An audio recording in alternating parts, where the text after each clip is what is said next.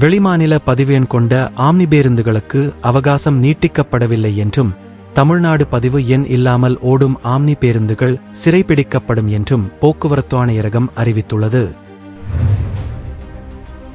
NEET தேர்வில் கருணை மதிப்பெண் வழங்கியது மிகப்பெரிய மோசடி.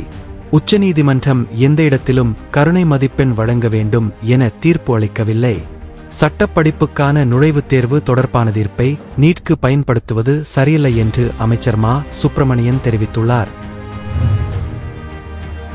தண்ணீர் பற்றாக்குறையால் தடுமாறும் டெல்லிக்கு 137 கனஅடி தண்ணீர் வழங்க உத்தரவிட்டிருந்த நிலையில் டெல்லிக்கு அனுப்புவதற்கு கூடுதலாக தண்ணீர் எங்களிடம் தற்போது இல்லை என்று இமாச்சல பிரதேச அரசு உச்சநீதிமன்றத்தில் பதில் அளித்துள்ளது. சிறுமிக்கு பாலியல் தொல்லை கொடுத்ததாக தொடரப்பட்ட வழக்கில் கர்நாடக முன்னாள் முதலமைச்சரும் பாஜக மூத்த தலைவருமான எடியூரப்பாவுக்கு எதிராக ஜாமீனில் வர முடியாத கைது வாரண்டை பிறப்பித்தது பெங்களூர் குற்றவியல் நீதிமன்றம்.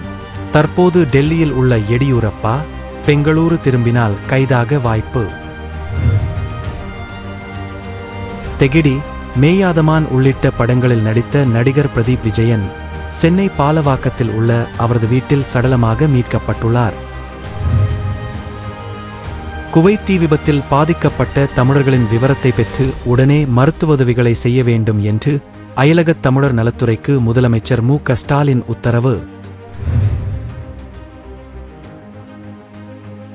எந்த தொகுதி எம்பியாக தொடர்வது என மக்களை கேட்டு முடிவு செய்வதாக ராகுல் காந்தி அறிவிப்பு. மோடியிடம் பேசுவது போல தன்னிடம் பேச பரமாத்மா இல்லையே எனவும் கிண்டல். உலக கோப்பையில் அமெரிக்காவுக்கு எதிரான போட்டியில் 7 விக்கெட்டுகள் வித்தியாசத்தில் இந்தியா வெற்றி.